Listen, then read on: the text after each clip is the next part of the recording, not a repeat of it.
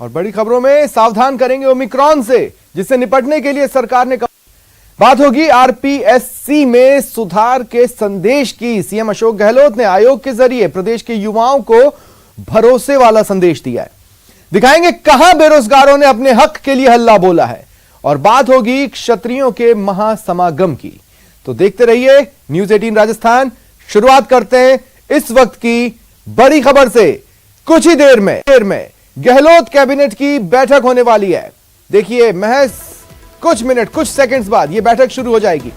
CM की अध्यक्षता में कैबिनेट मीटिंग होने वाली है। 4 विभागों को लेकर यह मीटिंग बुलाई गई है, जिनसे जुड़े अहम मामलों पर मंथन किया जाएगा। इसके अलावा कई विभागों को लेकर जो सेवा नियम है उन पर भी बात होगी। प्रशासन गांव के संग अभियान की समीक्षा की जाएगी। साथ ही आज का हॉट टॉपिक है कंप्यूटर अनुदेशक भर्ती, उससे जुड़े सेवा नियमों पर चर्चा होगी।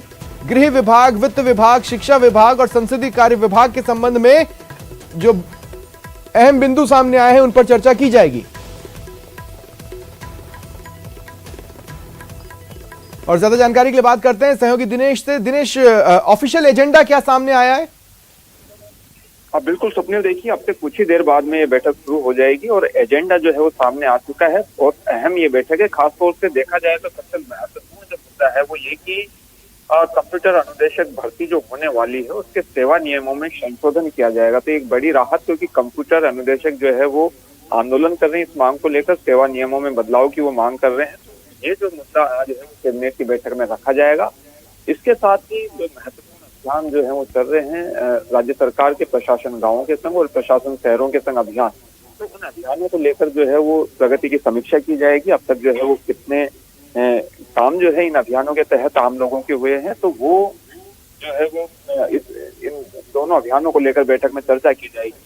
तो ये बहुत महत्वपूर्ण जो है वो बैठक होने वाली है। इसके साथ ही कई विभाग जो है उनके प्रस्ताव जो है। चलिए, शुक्रिया दिनेश, तमाम जानकारी के लिए। आप नजर बनाए रखें। और अब वक्त है सावधान होने का ओमिक्रॉन से। देश में ओमिक्रॉन जो कि नया वेरिएंट है कोरोना का, उसके केसेस बढ़ रहे हैं और साथ ही साथ हर एक नए केस के साथ चिंता भी बढ़ती जा रही है। अब तक 15 राज्यों में ओमिक्रॉन की एंट्री हो चुकी है। 15 राज्यों में कुल मिलाकर 229 मामले सामने आए हैं। ओमिक्रॉन को लेकर सरकार अलर्ट है और इस बीच प्रधानमंत्री नरेंद्र मोदी कल एक रिव्यू मीटिंग लेने वाले हैं। ये समीक्षा बैठक करेंगे। केंद्र सरकार ने इस बीच राज्यों को ये कहा है कि जो वॉर रूम बनाए गए थे पहली और दूसरी लहर के वक्त, उन्हें फिर से एक्टिव करें। वक्त की मांग है, जरूरत है। और खबर यह भी है कि कई राज्यों ने नई गाइडलाइन जारी की है। देखिए, केंद्र की ओर से आए सुझाव में नाइट कर्फ्यू का सुझाव भी हालांकि दिया गया है कि जरूरत पड़ रही हो तो भाई इस तरफ भी देखो। जो नई गाइडलाइन कई राज्यों ने जारी की है उसमें पंजाब में वैक्सीन नहीं लगवाने पर सैलरी नहीं मिलेगी। इधर हरियाणा में 1 जनवरी से दोनों डोज जरूरी कर दी गई है। दिल्ली में क्रिसमस न्यू ईयर पार्टी पर रोक लगा दी गई है। दिल्ली में शादी समारोह पर नई गाइडलाइन जारी हुई है। अब शादियों में दिल्ली में 200 से ज्यादा गेस्ट नहीं होंगे। तो देश भर में कोरोना वायरस का ये जो नया वेरिएंट है ओमिक्रॉन, वो खतरा बन फैलते जा रहा है, तेजी से फैल रहा है। केंद्र सरकार राज्यों के साथ मिलकर वेरिएंट को फैलने से रोकने में जुटी है। पीएम मोदी खुद अब कल बैठक कर तैयारियों की समीक्षा करने वाले हैं।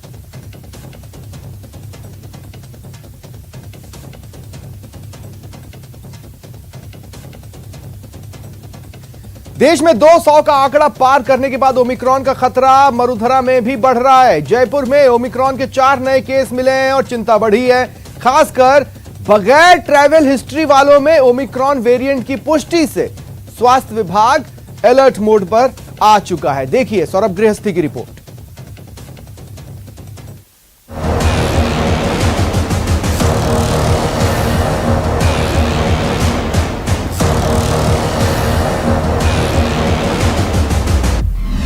ओमिक्रॉन का बढ़ता दायरा।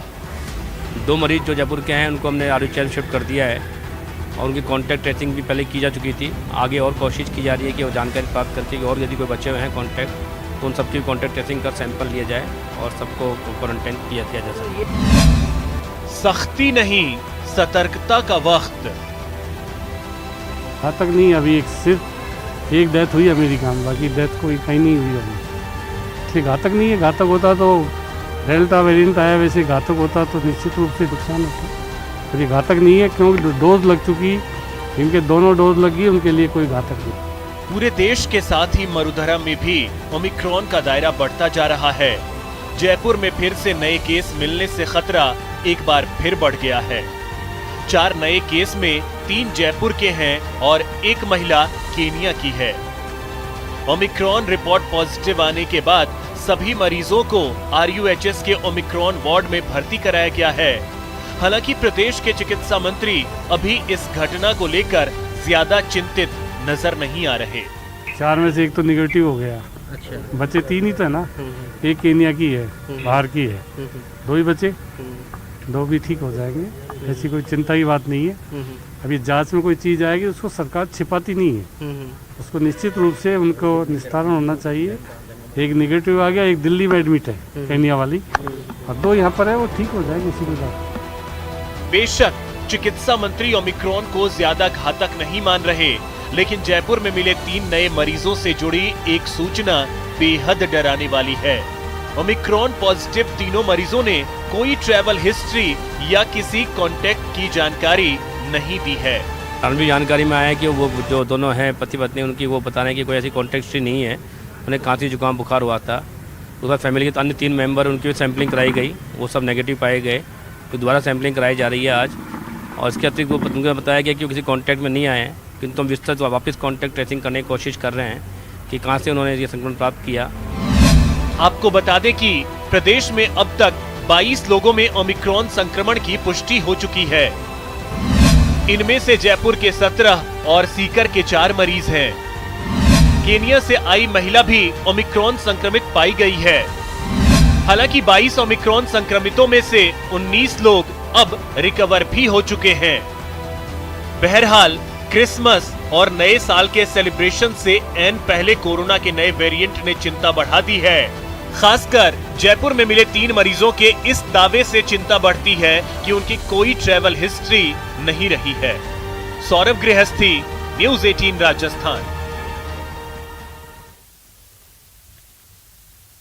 और बड़ी खबर है, किसानों से जुड़ी हुई बड़ी खबर। पाला पड़ने से फसल में खराबे के मामले सामने आए हैं। मुख्यमंत्री अशोक गहलोत ने किसानों की स्थिति को देखते हुए विशेष गिरदावरी के निर्देश जारी कर दिए हैं। 8 जिले हैं जहां पर विशेष गिरदावरी के निर्देश हुए। कृषि आदान अनुदान में इससे आसानी होगी। मुख्यमंत्री अशोक गहलोत ने इस संबंध में ट्वीट कर जानकारी दी है। उन्होंने लिखा, प्रदेश के चूरू, झुंझुनू, सीकर, जयपुर, चित्तौड़गढ़, करौली, भीलवाड़ा, हनुमानगढ़ जिलों में पाला पड़ने की सूचना मिली है। इन जिलों में विशेष गिरदावरी के निर्देश दिए गए हैं, जिससे फसल खराबे की स्थिति में नियमानुसार कृषि आदान अनुदान दिया जा सके।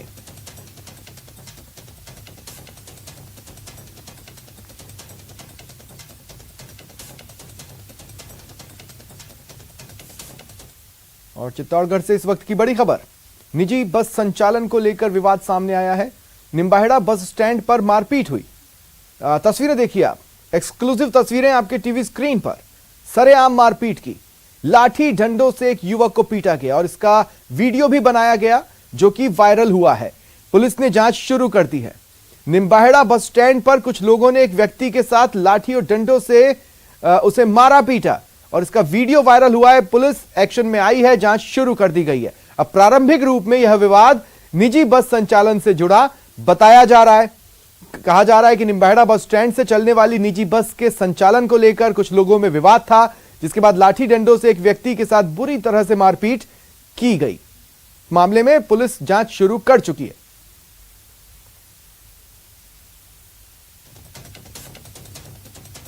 तो तस्वीरें हैं आपकी टीवी स्क्रीन पर। एक शख्स पर बेरहमी से ताबड़तोड़ एक के बाद एक डंडों से वार हो रहे हैं। वो कुछ समझ पाए, गुहार तक लगा पाए, उससे पहले ही अगला डंडा उसके शरीर पर बरस पड़ रहा है। बताया जा रहा है कि निजी बस संचालन को लेकर किसी तरह का विवाद था, जिसके बाद मारपीट की ये तस्वीरें सामने आई, वायरल है। और वीडियो वायरल होने के बाद पुलिस भी एक्शन में आई है, पता लगाने की कोशिश कर रही है ये कौन लोग हैं जो बेरहमी से एक व्यक्ति को मार रहे हैं, पीट रहे हैं, ताबड़तोड़ वार कर रहे हैं, लाठी और डंडों से तड़ातड़, एक के बाद एक कई बार। वो कौन है जिसे इतनी बुरी तरह से पीटा गया और क्या कारण है इन तस्वीरों के सामने आने के? पुलिस हर एक एंगल को खंगाल रही है।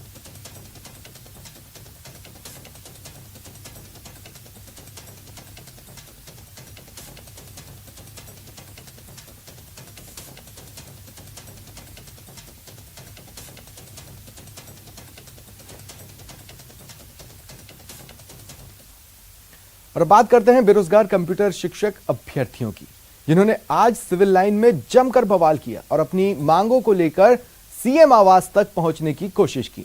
हालांकि इस दौरान फाटक पर उन्हें पुलिस ने रोका, जिसकी वजह से पुलिस से उनकी बहस तक हुई। बेरोजगार कंप्यूटर अभ्यर्थियों ने सिविल लाइंस पर ही डटे रहने का ऐलान किया, साथ ही कहा वो सीएम को अपना ज्ञापन देंगे, उसके बाद ही जाएंगे।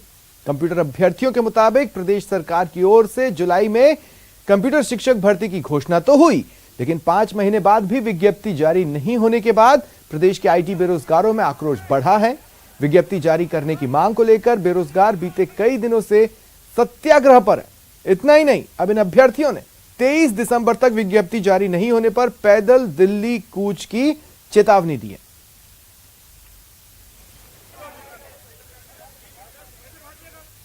हमारी मांग सिर्फ एक ही है, हमारी कंप्यूटर भर्ती विज्ञप्ति जारी की जाए और दूसरा जो 30% जो संविदा पे देने का है उसको बिल्कुल हटाया जाए। कोर्ट ने आदेश दे दिया 4 महीने में इसको पूरे कंप्लीट करवाना है, उसके बाद में भी इन्होंने विज्ञप्ति अभी तक नहीं निकाली। आज करीबन 6 महीने हो गए। उसके बाद में हमने दिल्ली कूच करने के बाद में तो इन्होंने वैकेंसी निकाली थी, यानी अनाउंसमेंट किया था। वैकेंसी निकाली कहाँ पे? अनाउंसमेंट किया नहीं अभी तक। और अब कितना टाइम हो गया और कितना टाइम और लगने वाला है? हमारा भविष्य नहीं है कि हम काम धंधा छोड़ कर बैठे हैं। सर हम अब किसान के बैठे हैं, कोई लोन लेके बैठा है, कोई क्या लेके बैठा है। आज हमारे साथ यहाँ पे ऐसा व्यवहार किया जा रहा है जैसे तो हम कोई भीख मांग रहे हो ना। यहाँ पे पढ़ने लिखने का जैसे कोई मतलब नहीं है। 3 दिन से शांतिपूर्ण एवं गांधीवाद तरीके से हम यहाँ पे अपना आंदोलन जारी कर रहे हैं और यहाँ पे ऐसी ऐसी प्लानिंग हो रही है जैसे तो पता नहीं हम यहाँ पे भीख मांग रहे हैं। पढ़ने लिखने का जैसे हमारा कोई मतलब नहीं है। 3 साल से बस केवल सरकार से आश्वासन ही मिल रहा है कि आज नौकरी आ रही है, कल नोटिफिकेशन आ रहा है। नोटिफिकेशन अभी भी यही बोल रहे हैं कि आओ अंदर आके बात कर लो। तो बात तो हम 2 साल से कर रहे हैं, क्या मतलब है उस बात करने का? कोई रिजल्ट तो निकले। और रात 7:56 पर न्यूज 18 राजस्थान पर जरूर जुड़िएगा। इसी मुद्दे पर आज प्राइम डिबेट में बड़ी बहस होगी। बिना शिक्षक कंप्यूटर शिक्षा। और वक्त एक ब्रेक का। ब्रेक के बाद देखिए आरपीएससी में सीएम का सुधार का संदेश।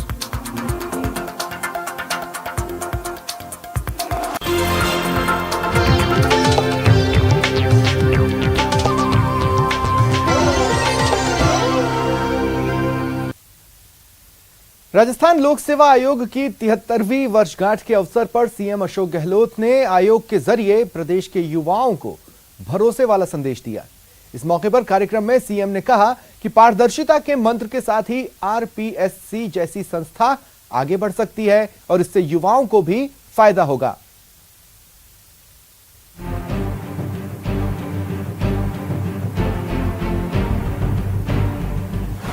आरपीएससी को पारदर्शिता वाला मंत्र।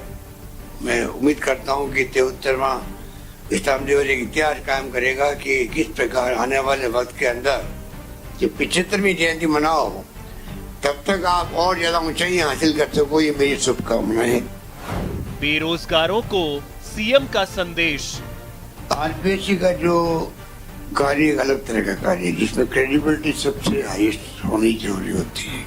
उसी से जनता का विश्वास जमता है संस्था पर। राजस्थान लोक सेवा आयोग के 73वें स्थापना दिवस पर सीएम अशोक गहलोत ने आयोग की प्रशंसा करने के साथ ही उन्हें आगे की चुनौतियों से जूझने को लेकर कई नसीहतें दी। तो आरपीएससी के जरिए प्रदेश के युवाओं को संदेश भी दिया। सीएम बोले कि भरोसे के बगैर आरपीएससी जैसी संस्था काम नहीं कर सकती। आम जनता का विश्वास कायम रहे संस्था पर, ये अति आवश्यक है।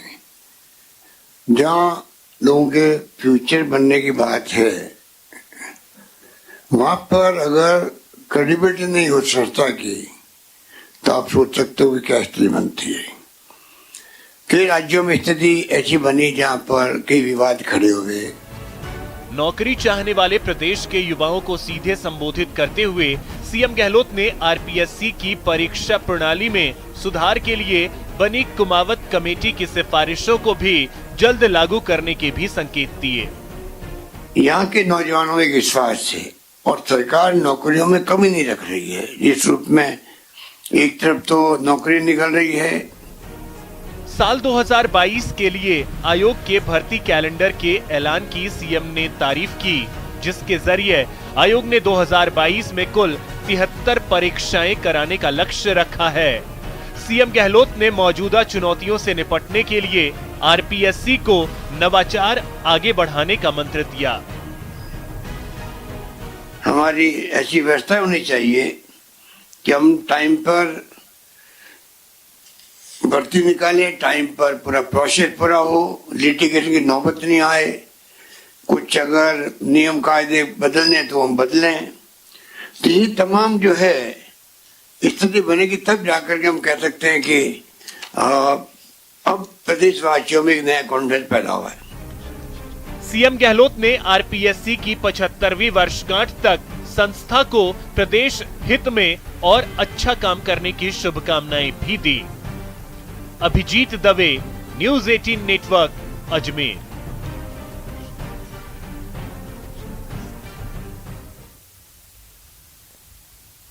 चार जिलों के पंचायत चुनाव में 2 जिलों में जीत से बीजेपी नेता उत्साहित हैं।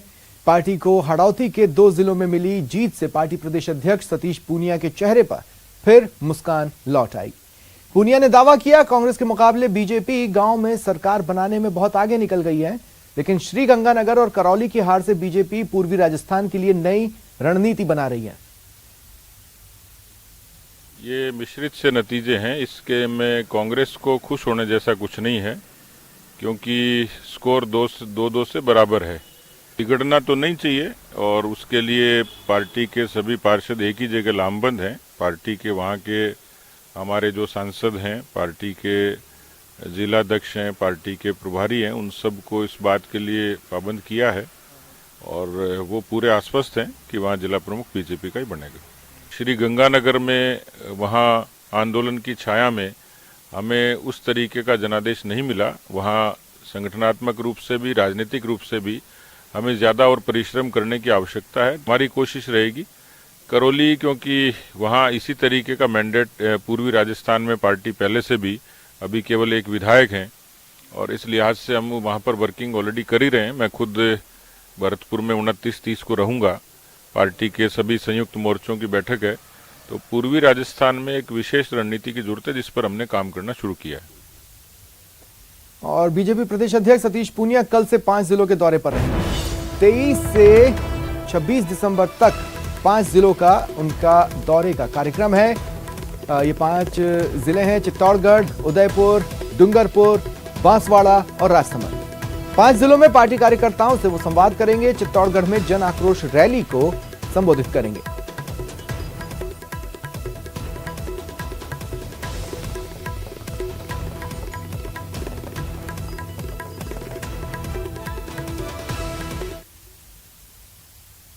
और अब बात सांसद सीपी जोशी की। संसद में विपक्ष के रवैये की उन्होंने निंदा की है। कहा, आने वाले वक्त में राजस्थान एक अच्छा पर्यटन स्थल बनेगा। राजस्थान अपने आप में एक पर्यटकों की दृष्टि से बहुत विशेष राज्य है, क्योंकि उस राज्य में झरने भी हैं, झीलें भी हैं, पहाड़ भी हैं, रेगिस्तान भी हैं और ऐतिहासिक मॉन्यूमेंट भी हैं। कोई स्थान राजस्थान में ऐसा नहीं जो पर्यटकों की दृष्टि से कम आंका जा सके।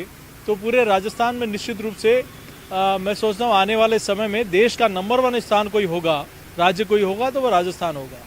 बहुत बड़ी मात्रा में भारत सरकार ने स्वदेश दर्शन के तहत अनेक ऐसे सर्किट बनाए हैं, चाहे रामायण सर्किट हो, चाहे बौद्धिक सर्किट हो, चाहे कृष्णा सर्किट हो, चाहे आध्यात्मिक सर्किट हो, चाहे हृदय योजना हो, चाहे हेरिटेज सर्किट हो। ऐसे कई सर्किट बनाए, उसके माध्यम से वहाँ हमारे धार्मिक स्थल हो, चाहे हमारे हेरिटेज की जो मॉन्यूमेंट है उनको डेवलप करना हो, हमारी जो यात्री आ रहे हैं पर्यटक सुविधा के लिए हो, ऐसी कई मॉन्यूमेंट को डेवलप करने का काम किया। और मैं सोचता हूँ उसी का एक परिणाम है कि आज पूरे दुनिया के देश के पर्यटक राजस्थान की तरफ आकर्षित। पिछले दिनों जिस प्रकार का रवैया विपक्ष का रहा है, मैं सोचता हूँ वो ठीक नहीं है। संसद एक स्वच्छ लोकतंत्र का एक स्थान है, संसद की अपनी एक गरिमा है और संसद की परिपाटी की अपना एक स्थान है। तो उन नियमों के तहत हम लोग संसद में अंदर भाग लेकर, बहस में भाग लेकर अपनी बात को रखने के लिए देश की जनता यहाँ चुन के भेजती है।